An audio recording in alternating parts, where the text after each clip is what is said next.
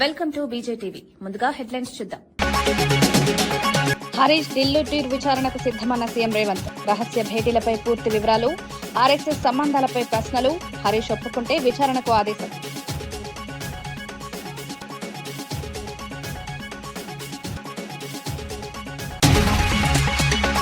జగిత్యాలలో కవితలో ధైర్యం నింపిన కేసీఆర్ సందేశం. అలసెట్టి ప్రభాకర్ కవితతో కార్యకర్తల ఉత్సాహం పెంచిన కేసీఆర్, భయం కాదు ధైర్యమే శక్తి. సభలో కవిత చెప్పి కార్యకర్తలు ఆత్మవిశ్వాసం.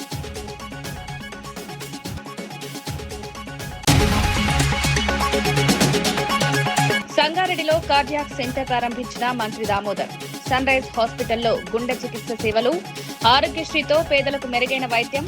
హైదరాబాద్ కు వెళ్లకుండానే చికిత్స.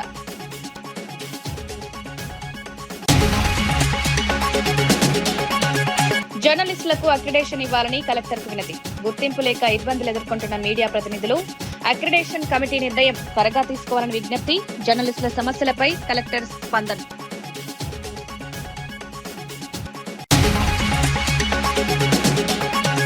పర్యాటక అభివృద్ధిపై మంత్రి జూపల్లి సమీక్ష. టీజీటీడీసీ కార్యాలయంలో ప్రాజెక్టుల పురోగతి. తెలంగాణకు ప్రముఖ పర్యాటక కేంద్రం. మౌలిక సదుపాయాల పెంపుపై ఆదేశాలు.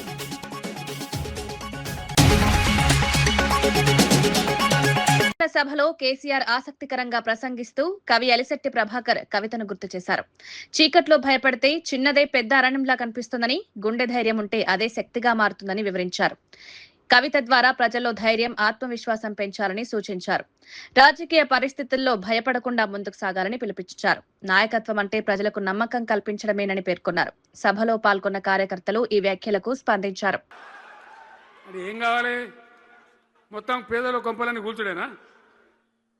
కేసీఆర్ రాజ్యానికి వచ్చినప్పుడు 3.5 లక్షల మందికి పేదలు ఎక్కడ ఉన్నారో అక్కడనే పట్టాలు ఇచ్చినాం. వాళ్ళని ఆగం చేయకుండా పాపం గరీబోళ్ళు 3.5 లక్షల కుటుంబాలకు హైదరాబాదు చుట్టుపక్కల వేరే పట్టణాల్లో కూడా పట్టాలు ఇచ్చిన వాళ్ళని బతకనిచ్చినాం. ఇలా ఏం కూలగొట్టుడు? అది పుస్తకాలు కూడా తీసుకుని పోరాటాలు చదువుకునేటి అంతే గిరితమా? నేను ఒక్కటే మాట మనం చేస్తా ఉన్నా, గ్యారంటీగా బీఆర్ఎస్ గవర్నమెంట్ వచ్చేది ఖాయం. మొట్టమొదటి రోజులనే ఈ ఐటాంటోని ఎత్తి అవతల వరేస్తామని చెప్పి నేను మనవి చేస్తా ఉన్నా.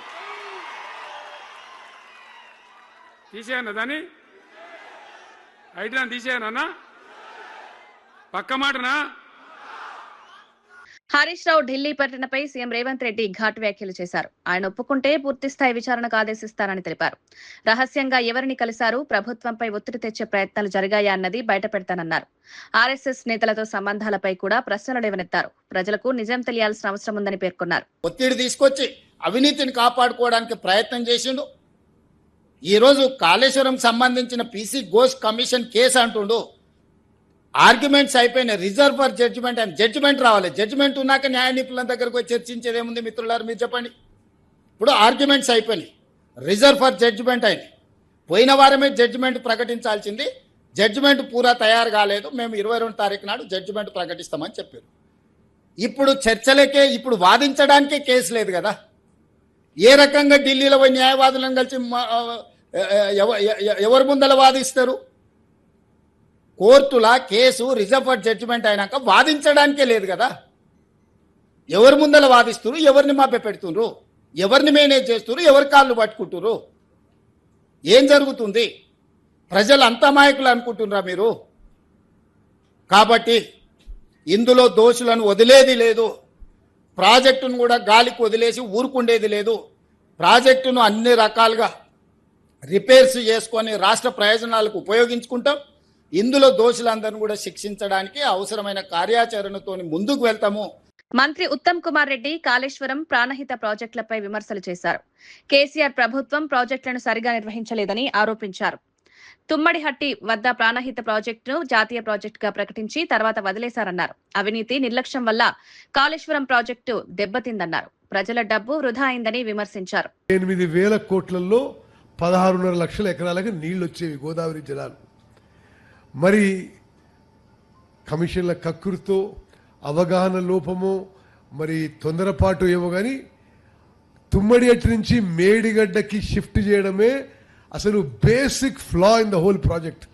అసలు మేము చూసిన మొత్తం డాక్యుమెంట్స్లో అసలు ఎందుకు ప్రాజెక్ట్ షిఫ్ట్ చేసిండ్రు, ఎందుకు 3-4 రెట్లు ప్రాజెక్ట్ కాస్ట్ పెంచిండ్రు, ఎక్కడ కూడా ఎవరు దానికి సరైన సమాధానం చెప్పడం లేదు. 38,000 కోట్లకు అయ్యే ప్రాజెక్టు ఈరోజు క్యాగ్ అంచనాల మేరకు 1,47,000 కోట్లకు చేరబోతుంది. అదేవిధంగా ఆ రోజు అక్కడ నీళ్ళు లేవని, సిడబ్ల్యూసీ అని పూర్తిగా ఫాల్స్, అదొక ఫేక్. అక్కడ నీళ్ళు లేవని ఏనాడు సిడబ్ల్యూసీ అనలేదు. మరి ఆ ప్రాజెక్టు పూర్తి చేసి ఏమైనా అదనపు వాటర్ అవసరం ఉంటే మేడిగడ్డ కట్టాల్సిందే, కానీ మరి అక్కడ నీళ్ళు లేవని, అదేవిధంగా మహారాష్ట్రలో సబ్మర్జెన్సీ ఎకరాకి మనం 50 లక్షలు ఇచ్చినా ఇంతకంటే it will be better project and cheaper project. So అది మొదటి పాయింట్. అసలు అంటే బేసిక్ కాన్సెప్టు, ప్లానింగు, డిజైను అన్నీ ఫ్లాడే. అదేవిధంగా మీకు ఒక ఆశ్చర్యకర విషయం ఏంటంటే, వాళ్ళు అధికారంలో వచ్చిన తర్వాత ఆనాటి ముఖ్యమంత్రి కేసీఆర్ గారు కేంద్రానికి లేఖ రాసి తుమ్మడిగడ్డ దగ్గర ప్రాణహిత చేవలని జాతీయ ప్రాజెక్ట్ అని చెప్పి అది కొంత ప్రోగ్రెస్ అయిన తర్వాత ఆ ప్రాజెక్టు పూర్తిగా వదిలేసిండ్రు. అంటే 70% ఆ ప్రాజెక్ట్ అయ్యే ఖర్చు కేంద్ర ప్రభుత్వం భరించేది.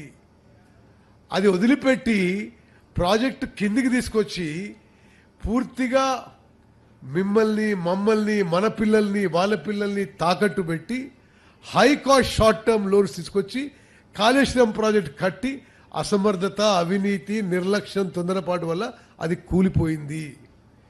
తెలంగాణ రాష్ట్రానికి తీరని నష్టం జరిగింది. ఈరోజు చెప్తున్నాను మీకు, ఈరోజు పోయిన ఆర్థిక సంవత్సరంలో కాళేశ్వరం తీసుకున్న అప్పుకే 16,000 కోట్లు ఇంట్రెస్ట్ మీద రీపేమెంట్ చేసినాం. మరి మాకేమి ఏది చట్టపరంగా చర్యలు జరగాలో జరుగుతాయి, విజిలెన్స్ కమిషన్ కానీ, జ్యుడిషియల్ కమిషన్ కానీ, మరొకటి కానీ. బట్ మాకు ఏ రాజకీయ దురుద్దేశం లేదని చెప్పడానికి మరి ఆ బ్యారేజెస్ రివైవ్ చేసి ప్రజాధనం అందులో ఖర్చు పెట్టిండ్రు, 1,00,000 కోట్లు ఖర్చు పెట్టిండ్రు. అది పూర్తి చేసి నీళ్ళు ఇవ్వాలనే మా ప్రభుత్వం కమిట్మెంట్. ఆ ఉద్దేశంతోనే ముందుకు పోతున్నాం. ముఖ్యమంత్రి రేవంత్ రెడ్డి గారు ఈరోజు ఈ మేడిగడ్డ బ్యారేజ్కి రావడం, మరి దాని సారాంశమే we want to go head with completing repairs, rehabilitation of barrages. BJP రాజకీయాలపై కాంగ్రెస్ నేత రాహుల్ గాంధీ విమర్శలు చేశారు. బీహార్లో సీఎంను మార్చి బీజేపీ నేతను కూర్చోబెట్టారని ఆరోపించారు. ఇదే విధానాన్ని తమిళనాడులో అమలు చేయాలని ప్రయత్నిస్తున్నారన్నారు. ఇండియా కూటమి దీన్ని అడ్డుకుంటుందని స్పష్టం చేశారు. ప్రజాస్వామ్య విలువలు కాపాడాల్సిన అవసరం ఉందన్నారు. రాజకీయ ప్రయోజనాల కోసం వ్యవస్థలను వాడుకోవడం సరికాదన్నారు. Because his past deeds have allowed the BJP to control him completely. And that is what they want to do here in Tamil Nadu. They want to have a government which they fully control. They want a chief minister who does exactly what they say. And that is something that we are never going to allow them to do. No matter what dream they have, they will never ever control the government or the people of Tamil Nadu. Jagtial సభ నేపథ్యంలో మంత్రి అడ్లూరి లక్ష్మణ్ తీవ్ర వ్యాఖ్యలు చేశారు. Jeevan Reddy చేరికతో BRS పార్టీలో వర్గపోరు ముదిరిందన్నారు. హరీష్ రావు ఢిల్లీ పర్యటన కూడా అదే సంకేతమని పేర్కొన్నారు. పార్టీ భవిష్యత్తుపై అనిశ్చితి నెలకొందని తెలిపారు. కాంగ్రెస్ పై విమర్శలు చేయడం మానుకోవాలని సూచించారు. ప్రజలు నిజాలను గుర్తిస్తున్నారన్నారు. రాజకీయంగా మారుతున్న పరిణామాలు బీఆర్ఎస్ కు ప్రమాదకరమని వ్యాఖ్యానించారు. సంవత్సర కాలం తర్వాత మాజీ ముఖ్యమంత్రి కేసీఆర్ ఫామ్ హౌస్ నుంచి బయటకు వస్తాడు, గాలి మోటార్ వేసుకొని ఇలా జగిత్యాలకు వస్తారట. కానీ ఈ సందర్భంలో తన్నీర్ హరీష్ రావు ఢిల్లీ పోవడం జరిగింది. ఢిల్లీ ఎందుకు పోయింది? ఆయన పార్టీలో ముసలం మొదలైంది. పార్టీలో వర్గపోరు అనేది ఇప్పుడు బయటపడ్డది. ఆల్రెడీ కవిత మీ యొక్క సోదరిమణి, మీ కుటుంబ సభ్యురాలు కేటీఆర్ గారు ఆమె మొదటి నుంచి చెప్తూనే ఉన్నది. ఇవాళ ఆమె దూరమైంది. హరీష్ రావు ఇవాళ ఢిల్లీకి పోయాడు.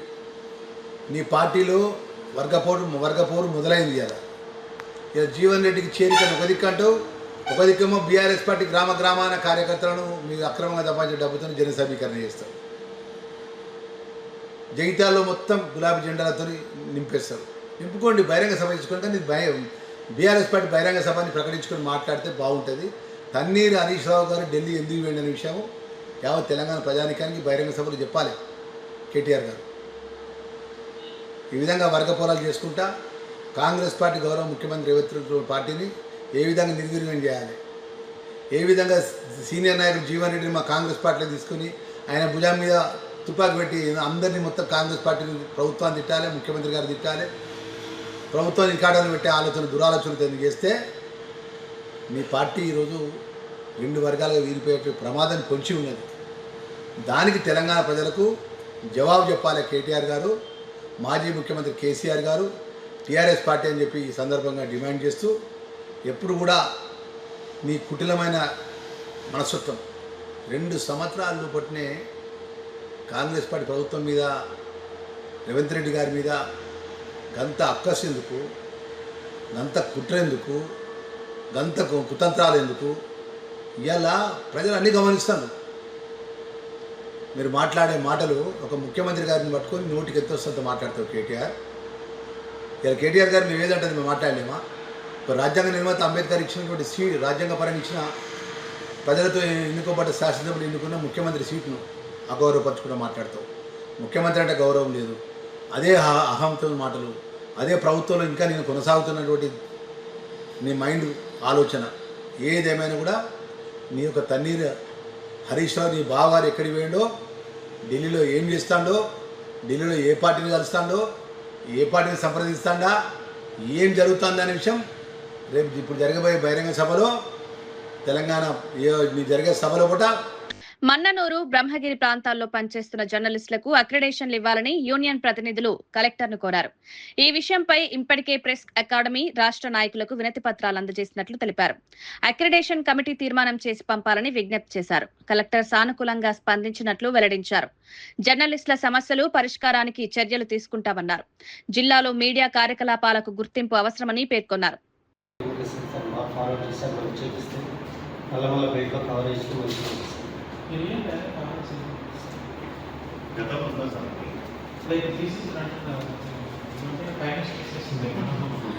అప్పుడు లేకపోతే మనం మేము లెటర్స్ ఇచ్చినాం మా కమిషన్ లెటర్ పెట్టచ్చు. అయితే మండలాలకు మాత్రమే ఇస్తారు కదా సార్. అయితే అక్కడ శ్రీశైలం ప్రాజెక్ట్ దగ్గర ఉంటుంది సార్.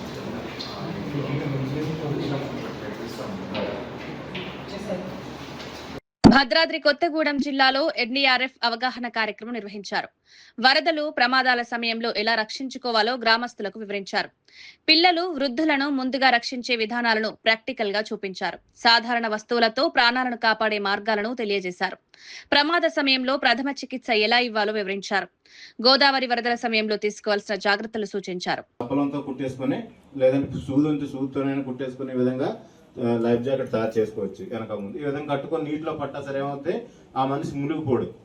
ఓకే, కొంత సమయం వరకు మనకి అంటే ఇంత సమయం ఇది హెల్ప్ చేస్తుందని లేదు, కానీ వెంటనే అయితే ఏమైనా చనిపోయే ప్రమాదం అయితే ఉండదు. మ్యాక్సిమం ఎవరో వచ్చి కాపాడే ఛాన్స్ అయితే ఇది మనకి ఇస్తుంది. నెక్స్ట్ ఏంటంటే ఇది ఏంటంటే అది మనం తయారు చేసుకుంది సొంతగా. ఇదేంటంటే మనకి ఫ్యాక్టరీ తయారు చేసిన ఇదేంటంటే మనకు 120 కేజీలు వెయిట్ ఉన్న వ్యక్తికి ఎవరికైనా సరే 72 గంటలు 3 రోజుల వరకు నీటిలో మునిగిపోకుండా కాపాడుతుంది ఇది.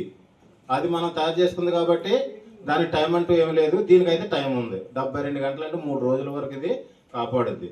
మనకి పాపికొండల దగ్గర బోట్ ఇన్సిడెంట్ జరిగేది అందరూ తెలిసి ఉంటుంది. అక్కడ 76 మంది అంతమంది బోట్లు ఉన్నారు, మొత్తం చనిపోయారు. కారణం ఈ జాకెట్లు వేసుకోలేదు అందరూ. ఎందుకంటే మా ఎన్డీఆర్ఎఫ్ ప్రమాదం జరిగిన కొద్దిసేపట్లోనే అక్కడికి వెళ్ళడం జరిగింది, కానీ నీటిపైన ఎవరో లేరు. ఇది వేసుకుని ఉంటే మ్యాక్సిమం అక్కడ ఎంతమంది పైన అందరినీ ఎన్డీఆర్ఎఫ్, నేవీ వీళ్ళందరూ కాపాడే ఛాన్స్ ఉండేది, కానీ ఎవరు లేరు ఈ వేసుకోకపోవడం వల్ల. ఓకే, ఎప్పుడైనా ఆ బోటింగ్కి వెళ్ళే సరే, పాపికొండలు తిరగడానికి వెళ్ళే సరే ఇలాంటివి మాత్రం వేసుకోవడం మర్చిపోవద్దు. అలాగే ఏంటంటే ఇది లైఫ్ బాయ్ అంటారు దీన్ని. దీంతో ఒక్క మనిషి ప్రాణాలు కాపాడుకోవచ్చు, 10 మంది కాపాడుకోవచ్చు దీన్ని పట్టుకొని. ఇది ఎందుకు చూపించామంటే దీని జాగాలో మీరేం వాడతారు? టైర్ కాదమ్మా, ట్యూబ్ వాడాలి. టైర్ పనికిరాదు, ట్యూబ్ ఉంటుంది కదా. ట్యూబ్కి ఏంటంటే గాలి కొట్టుకోవాలి. పంచర్ అయిన ట్యూబ్ వాడారనుకోండి మళ్ళీ అదో బాధ. గాలి లీక్ అవ్వకూడదు, పంచర్ ఉండకూడదు. గాలి ఫుల్గా కొట్టుకొని అది ఒట్టుకుని ఎవరైనా నీటిలో పడ్డా, ఎవరైనా నీటిలోకి వెళ్ళి, ఎందుకంటే మీరు చిన్నపిల్లలు చెప్పండి, ఎందుకంటే చిన్నపిల్లలు మీ పిల్లలు ఇలాంటి వాళ్ళు ఎవరైనా ఉన్నారంటే వాళ్ళు ఎక్కువ ఈ ప్రమాదాలకు గురవుతున్నారు. రీసెంట్గా మనకి నిర్మల్ డిస్టిక్లో అనుకుంటాను నలుగురు చనిపోయారు పిల్లలు ఇలాగ నది చెరువులోకి వెళ్ళి. దీనికంటే ముందు అనంతపురం డిస్టిక్లో కూడా సేమ్ 5 పిల్లలు చనిపోయారు ఈ చెరువుల్లో గుంతల్లో పడి. కాబట్టి పిల్లలకు మీరు ఎవరైనా సరే ఈ చెరువుల్లోకి వెళ్ళే నదిలో, ఎందుకంటే నది పక్కన ఉంది కాబట్టి వెళ్ళడానికి ట్రై చేస్తుంటారు, అటువంటి మీరు మాత్రం వాళ్ళకి ఏదో సేఫ్టీ అనేది ఇచ్చాక పంపండి, లేదంటే ఎవరొకరు ఉన్నప్పుడే పంపడం చేయండి. పర్యాటక శాఖ మంత్రి జూపల్లి కృష్ణారావు అభివృద్ధి పనులపై సమీక్ష నిర్వహించారు. హైదరాబాద్ లోని టీజీటీడీసీ కార్యాలయంలో అధికారులతో సమావేశమయ్యారు. పర్యాటక, పురావస్తు, బుద్ధవనం ప్రాజెక్టుల పురోగతిపై చర్చించారు. ప్రాజెక్టులను వేగవంతం చేయాలని అధికారులకు సూచించారు. రాష్ట్రంలో పర్యాటక రంగాన్ని అభివృద్ధి చేయడంపై దృష్టి సారించారు. మౌలిక సదుపాయాల పెంపు కీలకమని పేర్కొన్నారు.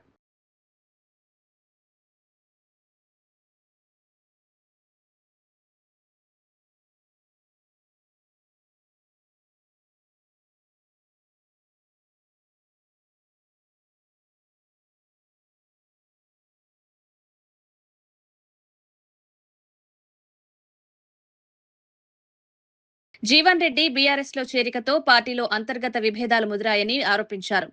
హరీష్ రావు ఢిల్లీ పర్యటన కూడా ఈ విభేదాలకు సంకేతమని పేర్కొన్నారు. పార్టీ నాయకత్వంలో స్పష్టత లేకపోవడం వల్లే ఇలాంటి పరిస్థితులు ఏర్పడ్డాయని విమర్శించారు. కాంగ్రెస్ ప్రభుత్వంపై విమర్శలు చేయడం కంటే తమ పార్టీలో ఉన్న సమస్యలను పరిష్కరించుకోవాలని సూచించారు. ప్రజలు ఈ పరిణామాలను గమనిస్తున్నారని, భవిష్యత్తులో సరైన నిర్ణయం తీసుకుంటారన్నారు. బీఆర్ఎస్ భవిష్యత్తుపై అనిశ్చితి నెలకొందని వ్యాఖ్యానించారు. రాజకీయంగా మారుతున్న పరిస్థితులు ఆ పార్టీకి ప్రమాదకరమని పేర్కొన్నారు. నాయకత్వం బాధ్యతాయుతంగా వ్యవహరించాల్సిన అవసరం ఉందన్నారు. రెండు పిల్లలు కుంగిపోతే అసలు బ్యారేజ్ విలువ 4,000 కోట్లు, ఆ 2 పిల్లలు కడితే 400 కోట్లు అయితే అని చెప్పి అంటున్నా. ఎక్కువ నేను మీకు అన్నారం సుందరం ఇంకో 100 కోట్లు అయితే అని చెప్పి అంటున్నా. ఏదైతే జగిత్యాల పడ్డానికి వస్తున్న సందర్భంగా రేవంత్ రెడ్డి ఏదైతుందో నిద్ర లేచినట్టు నటిస్తుందని చెప్పి అంటున్నా. తుమ్మడి బ్యారేజ్ అటే పోయిందా? నీకు నిజంగానే సిన్సియారిటీ ఉంటే వీళ్ళ 3 సంవత్సరాలు గడుస్తుందా తుమ్మడి బ్యారేజ్ నిర్మాణం చేయగలుగుతూ కదా? ఎందుకు చేయలేకపోయినా చెప్పంటున్నాను. వీళ్ళు నిన్నటి వరకు ఏదైతుందో వీళ్ళు ఏ కాళేశ్వరం కూళేశ్వరం అని మాట్లాడిండే, అదే కాళేశ్వరం అదే మేడిగడ్డ ఏదైతుందో మన భవిష్యత్తు ఏదైతుందో మనకేది అండ ప్రాజెక్టే మేడిగడ్డ కాబోతుందని చెప్పంటున్నాను. భద్రాద్రి కొత్తగూడెం జిల్లాలోని సారపాక గ్రామంలో ఎన్డీఆర్ఎఫ్ బృందం విపత్తుపై అవగాహన కార్యక్రమం నిర్వహించింది. వరదలు, అగ్ని ప్రమాదాలు, రోడ్డు ప్రమాదాల సమయంలో ఎలా స్పందించాలో గ్రామస్తులకు వివరించారు. పిల్లలు, వృద్ధులను ముందుగా రక్షించాల్సిన విధానాలను ప్రాక్టికల్ గా చూపించారు. సాధారణంగా ఇంట్లో ఉండే వస్తువులతోనే ప్రాణాలను ఎలా కాపాడుకోవచ్చో వివరించారు.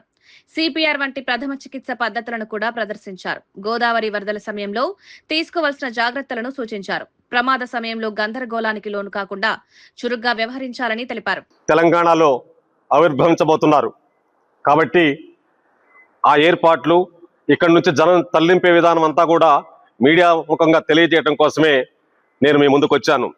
నా పేరు గౌరవరపు జగదీష్. తెలంగాణ ఉద్యమంలో పనిచేశాను. స్టార్టింగ్ 2001 నుంచి తెలంగాణ ఉద్యమంలో కేసీఆర్ నాయకత్వంలో పనిచేశాను. ఉద్యమకారులకి అన్యాయం జరిగింది. ఆనాడు కేసీఆర్ ఉద్యమకారులను పక్కన పెట్టాడు. ఇవాళ కవితక్క తీసుకోబోయేటటువంటి కొత్త పార్టీలో ఉద్యమకారులందరికీ పెద్ద ఎత్తున అవకాశాలు కల్పిస్తున్నారు. అందులో భాగంగానే నాకు వైరా నియోజకవర్గం నుంచి ఇన్ఛార్జి పదవి ఇచ్చారు కొత్త రాజకీయ పార్టీకి.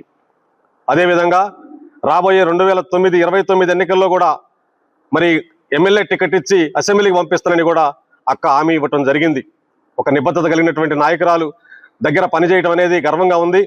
కాబట్టి ఏదైతే తెలంగాణ కోసం మేము ఉవ్వెత్తున ఉద్యమాలు నిర్వహించి నిర్బంధాలు ఎదుర్కొన్నామో, ఈనాడు కవితక్కని ముఖ్యమంత్రిని చేయడానికి కూడా అదే స్ఫూర్తితో మేము పనిచేయడానికి ముందుకు వచ్చాం.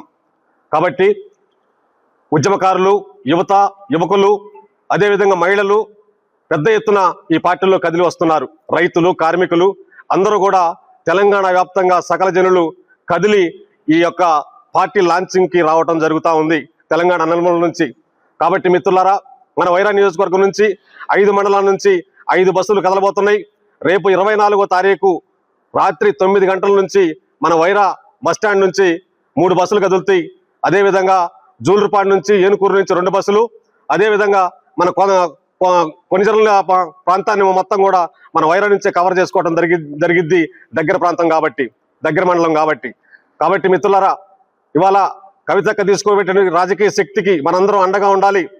తెలంగాణ సమూహం అంతా కూడా మరి కవితక్కకి అండగా ఉండి ఆమెని తెలంగాణ తొలి మహిళా ముఖ్యమంత్రిగా మనం నిలబెట్టాల్సిన అవసరం ఉంది. ఈ తెలంగాణ ప్రజలు ఆమెను ముఖ్యమంత్రిగా చూస్తున్నారు. ఎందుకంటే ఇవాళ రాజకీయాలు చూసినప్పుడు 10 ఏళ్ళు కేసీఆర్ పాలన చూశారు. ఆ పాలన విఫలమైపోయింది. విసుగు చెందినటువంటి ప్రజలు గత్యంతరం లేక కాంగ్రెస్కు ఓట్లేశారు. కాంగ్రెస్ అధికారంలోకి వచ్చి 2.5 సంవత్సరాలు కాలేదు.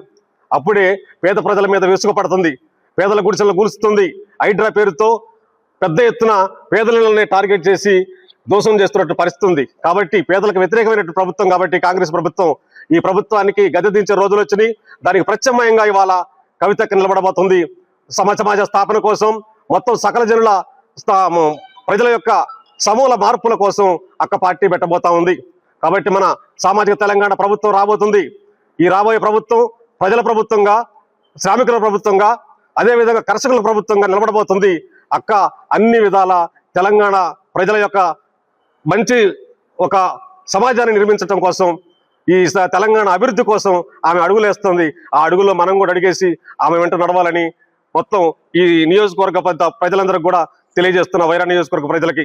కాబట్టి మిత్రులారా, రేపు 24వ తారీఖు రాత్రి 9 గంటల నుంచి బస్సులు బయలుదేరుతాయి. అందరూ కూడా ఈ బస్సుల్లో బయలుదేరి అక్కడికి వెళ్ళిన తర్వాత సభా ఏర్పాట్లన్నీ కూడా బ్రహ్మాండంగా ఉన్నాయి. మన తెలంగాణ వంట రుసులతోని అక్క భారీ ఎత్తున మన తెలంగాణ వంటలతోని అద్భుతమైన భోజనాలు ఏర్పాటు చేస్తున్నారు. అదేవిధంగా సౌకర్యాలు మనం ఉండబోయేటటువంటి షెల్టర్ కూడా కాటేజీలు ఏర్పాటు చేస్తున్నారు. ప్రతి నియోజకవర్గానికి 100 కాటేజీలు చొప్పున, ప్రతి ఒక్కరికి వాషింగ్ తో సహా స్నానాలు చేయడానికి మహిళలకు కూడా అన్ని రకాల వసతులు కల్పిస్తున్నారు. కాబట్టి పెద్ద ఎత్తున ఈ సభకు తరలిల్లి మనం విజయవంతం చేయాలని, రాబోయేటటువంటి కొత్త పార్టీకి మనం అండగా ఉండి ప్రజలందరం కూడా ఈ యొక్క కొత్త పార్టీని అక్కని గెలిపించుకునే దానికోసం మనం ప్రయాణం చేయాలని తెలియజేస్తున్నా. జై తెలంగాణ, జై కవితక్క, జై జాగృతి. వార్తలు ముగించే ముందు ముఖ్యాంశాలు మరోసారి. హరీష్ ఢిల్లీ విచారణకు సిద్ధమన్న సీఎం రేవంత్. రహస్య భేటీలపై పూర్తి వివరాలు, ఆర్ఎస్ఎస్ సంబంధాలపై ప్రశ్నలు. హరీష్ ఒప్పుకుంటే విచారణకు ఆదేశం.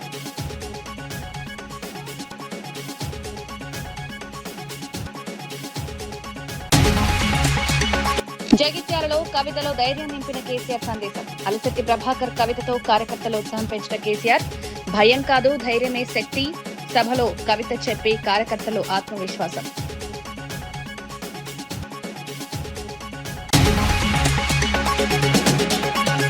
సంగారెడ్డిలో కార్డియాక్ సెంటర్ ప్రారంభించిన మంత్రి దామోదర్. సన్ రైజ్ హాస్పిటల్లో గుండె చికిత్స సేవలు. ఆరోగ్యశ్రీతో పేదలకు మెరుగైన వైద్యం. హైదరాబాద్ కి వెళ్లకుండానే చికిత్స.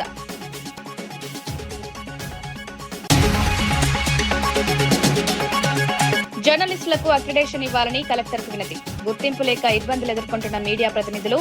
అక్రిడేషన్ కమిటీ నిర్ణయం త్వరగా తీసుకోవాలని విజ్ఞప్తి. జర్నలిస్టుల సమస్యలపై కలెక్టర్ స్పందన.